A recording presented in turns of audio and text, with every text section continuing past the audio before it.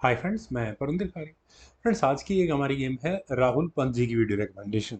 जिस गेम के ऊपर उन्होंने इससे वीडियो बनाने के लिए कहा है फ्रेंड्स, वो गेम खेली गई थी सन 2007 में। और खेलने वाले खिलाड़ी हैं दोनों फिलीपींस के हैं। बहुत ज़्यादा कुछ खास मुझे इनके बारे में पता नहीं है। लियो टिटो ओसान जूनियर वर्सेस मीराबेउ मागा। दोनों फ्रेंड्स फिलीपींस के ही खिलाड़ी हैं जहाँ तक मेरा ख्याल है, और गेम मनीला में ही खेली गई थी कि वहीं क्यों। खैर, गेम को शुरू करता हूँ जहाँ लियो ने E4 के साथ शुरू किया। मागा ने यहाँ C5 का रेस्पॉन्स दिया, और इस गेम के दौरान इनकी रेटिंग थी 22-92। तो 2300 रेटिंग के आसपास के खिलाड़ी है। शायद लियो भी इसी के आसपास के खिलाड़ी रहे होंगे। इस गेम की जो मुझे अच्छी बात लगी वो सिर्फ ये थी कि it's all about pawns. Pawns के अलावा किसी और चीज़ की बात ही नहीं हो रही है। Knight F3, knight C6, bishop B5, G6, castle, bishop G7, C3, then knight F6 square पर रुक आया, E1 स्क्वायर पर कैसल यहाँ ब्लैक ने किया, D4, C-टेक्स D4, C-टेक्स D4, D5। तो ई पॉन आगे पुश कर दिया, नाइट पर अटैक बना, आया E4 स्क्वायर पर, देन हुआ नाइट C3। और यहाँ ऑब्वियस है, पॉन को क्लेम करने की तैयारियां हैं। बिशप F5 नहीं करने देना है, नाइट गया H4 स्क्वायर पर, और यहाँ डायरेक्ट बिशप पर अटैक है। अब एक काम हो सकता है, या तो ब्लैक नाइट एक्सचेंज के लिए इनिशिएट करे और फर्दर इस गेम को आगे बढ़ाए, उसके बाद अपने बिशप को बचा ले पीछे कहीं जहां उसका दिल करे। लेकिन मागा ने यहाँ पहले किया E6 और कहा कि बिशप लेना है ले लो। नाइट एक्स F5, ई टेक्स F5, और नाइट ज़्यादा मजबूत होकर निकल के आया है। Knight x E4, D takes E4। Pawn chain को हम ठीक है मजबूत पॉन चेन कह सकते हैं। Bishop takes C6, B takes C6, और पॉन्स में एक वीकनेस C6 स्क्वायर पर नजर आ चुकी है। क्वीन A4 डायरेक्टली वहीं पर अटैक है, तो क्वीन B6 पॉन पर डिफेंस हो गया है, और बिशप आया E3 स्क्वायर पर। और अब क्या तैयारी है, आप यहाँ ठीक है B2 पॉन को लो, मैं C6 पॉन को लेता हूँ। उसके बाद ये मेरे पासर्स एटलीस्ट मैं कोशिश करूंगा कि किसी तरह से D6 स्क्वायर तक पहुंच जाए। तो पहले यहाँ पर खेला गया रुक eight A goes to C8। पहले रुक को C8 स्क्वायर पर लिया गया। वैसे मेरे ख्याल से सी पॉन को आगे पुश करके मेटेरियल एक्सचेंज करने की कोशिश नहीं, वो बेकार है। B4 खेला गया, चलिए वाइट ने भी पॉन को बचाया। रुक eight goes to D8, then हुआ रुक एट गोज टू C1। वैसे ये चांस इतना कोई स्ट्रांग था नहीं। वैसे बिशप आया F8 स्क्वायर पर, यहाँ पॉन पर अटैक है। रुक आया C4 स्क्वायर पर, देन हुआ queen B5, queen B3, then रुक आया B8 स्क्वायर पर। पॉन पर प्रेशर एग्जैक्टली है इस समय पर। क्वीन आई C2 स्क्वायर पर, देन हुआ queen D5, rook takes C6। Finally pawn exchange हुए, रुक टेक्स B4। देखिए, मेजर माइनर पीसीज पर कहीं अटैक नहीं बन रही है। सारे अटैक्स जो भी गेम का खेला है गया है, वो सारा का सारा पॉन्स पर ही चल रहा है। रुक C1, देन हुआ F4। ये पहला अटैक है जो किसी पीस पर आया। अब यहाँ फ्रेंड्स ये मूव काफ़ी अच्छा है। देखिए, पहले तो डिफ्लेक्ट कराया गया इस पॉन को, और बिशप को। Bishop takes F4, rook takes D4। और यहाँ रुक टेक्स D4 के बाद सेकंड रैंक में ब्लैक को अपने रुक को लाने में कोई इशू नहीं होने वाला।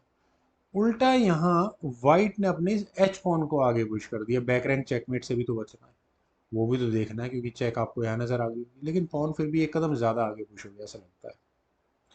नहीं, इतना भी नहीं है, कहीं बिशप नहीं, अभी ऐसा कुछ है नहीं। लेकिन यहाँ खेला गया फ्रेंड्स F3 का, E3 का। ये E3 का मूव इतना कॉम्प्लिकेटेड है, कॉम्प्लिकेटेड नहीं, इतना लीथल है।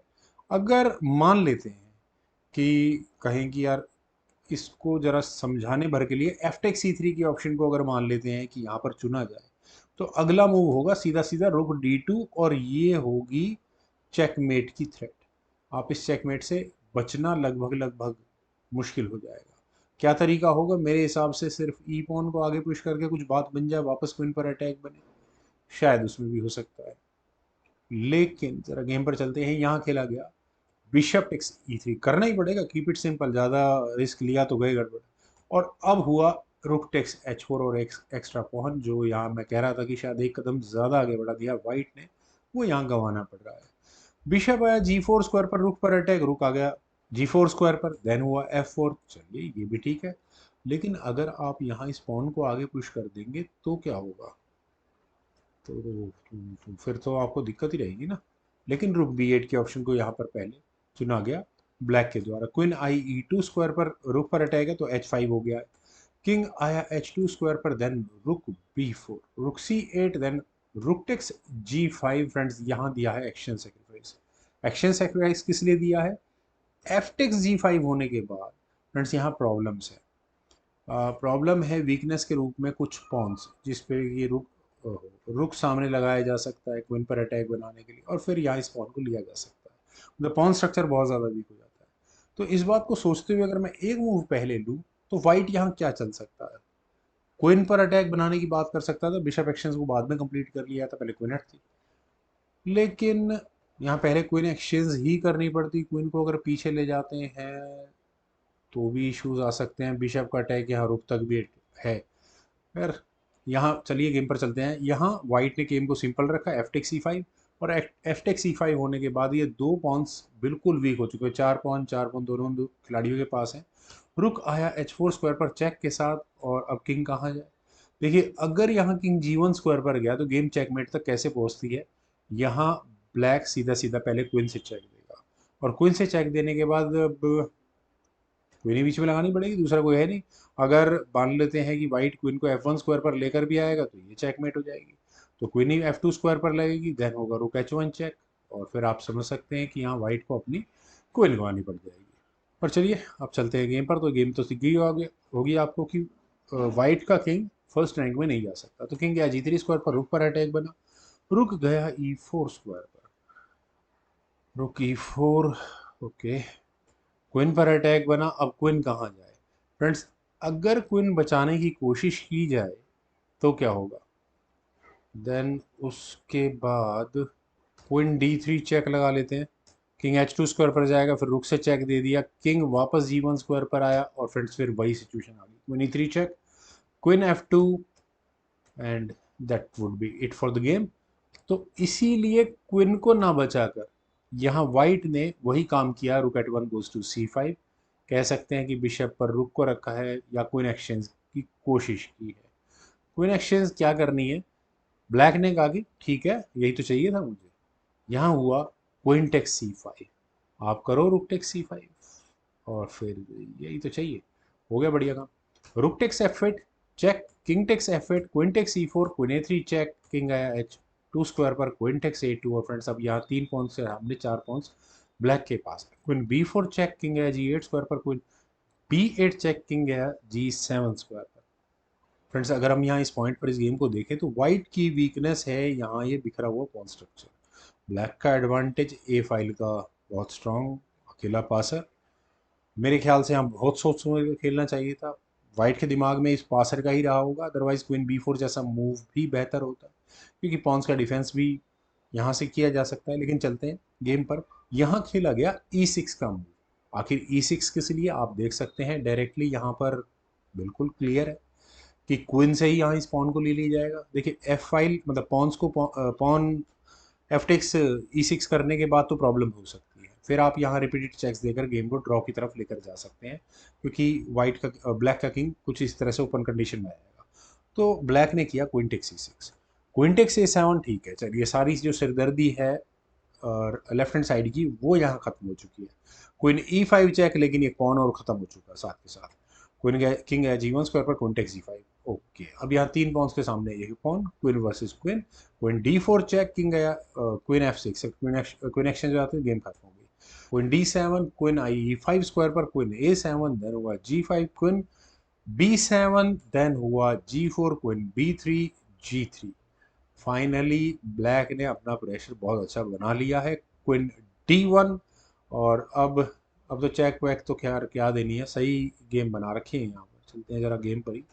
क्वीन B2, और क्वीन के B2 स्क्वायर पर आने के बाद आपको यहाँ ये चेक तो नज़र आ गई होगी जो F2 स्क्वायर पर आनी है। लेकिन H1 का पुश होना आगे ये ज़्यादा ज़रूरी मुझे लग रहा है। खैर, क्वीन E1 यहाँ वाइट ने किया, देन हुआ H4, queen D1, queen F6, king H1, queen F4 square पर। और फ्रेंड्स अगर आप लोग इस पोजीशन को वीडियो को पॉज कर रखे रखें, कितने लोग कहते हैं कि ये गेम वाइट के हाथ से बाहर है, और कितने लोग कहते हैं कि ब्लैक लगभग इस गेम को जीत चुका है। जो लोग इन दोनों बातों को बोल रहे हैं वे थोड़ा गड़बड़ है, क्योंकि यहाँ पर जो स्टेलमेट कंडीशन नज़र आ रही है किसी को, तो ज़रा उसे कमेंट सेक्शन में मुझे ज़रूर बताएं। यहाँ खेला जा सकता था queen D4 check, forcefully queen sacrifice करके मतलब क्वीन एक्सचेंज की जा सकती थी। यहाँ ब्लैक को करना ही पड़ता क्वीन टेक्स d4, और उसके बाद यहाँ ब्लैक की क्वीन वाइट के किंग को g1 स्क्वायर पर नहीं आने देती, यानी कि वाइट आउट ऑफ मूव हो चुका होता, और ये एक गोल्डन अपॉर्चुनिटी यहाँ लियो टीटो ने मिस कर दी है। उन्होंने यहाँ अपने किंग को लिया g1 स्क्वायर पर, और अब तो उनकी हार निश्चित है, बस समय की बात है। f6 यहाँ ब्लैक ने खेला, मागा ने, क्वीन d4 चेक हुआ, अब रिपीटेड चेक्स का कोई सीन बनता नहीं है, s3 खेला गया, और s3 होने के बाद फ्रेंड्स देखिए, जी टेक्स s3 जो भी कहेगा वो सीधा सीधा क्वीन f2 चेक, किंग को जाना पड़ेगा h1 स्क्वायर पर, और यहाँ ये होगी चेकमेट। तो ऑब्वियस है कि यहाँ अब इस एच पॉन को तो ले नहीं आ जा सकता, और उससे अगले मूव में क्या होने वाला है, आगे ही कुछ होगा। क्वीन E1 की ऑप्शन को चुना गया। फ्रेंड्स क्वीन E1 में और थोड़ी सी प्रॉब्लम्स आ चुकी है। क्या प्रॉब्लम है? नहीं, प्रॉब्लम तो कुछ भी नहीं है, वैसे भी चेकमेट होनी है, वैसे भी चेकमेट होनी है। Queen F2 check, queen F2 check होने के बाद क्वीन टेक्स F2 हुआ, और फाइनल मूव था यहाँ मेरा व्यू मागा का जी टेक्स F2 चेक, और यहाँ इस मूव के बाद फाइनली रिजाइन करना पड़ा, क्योंकि किंग टेक्स F2 करना पड़ेगा या अपने किंग को कहीं भी मूव करना पड़ेगा। उसके बाद आइदर H2 होगा या F1 होके क्वीन प्रमोट हो चुकी होगी, G3 बस अपनी क्वीन वाइट की प्रमोट हो जाएगी। फ्रेंड्स अगर किसी को पॉन एंड गेम के लिए कुछ समझना है इस गेम में, तो ये गेम मुझे ठीक ठाक लगा। उम्मीद है आप सभी लोगों को भी जरूर पसंद आई होगी। आपके कमेंट सजेशंस का मुझे बेहद इंतजार रहेगा। Thank you for watching. Bye for now.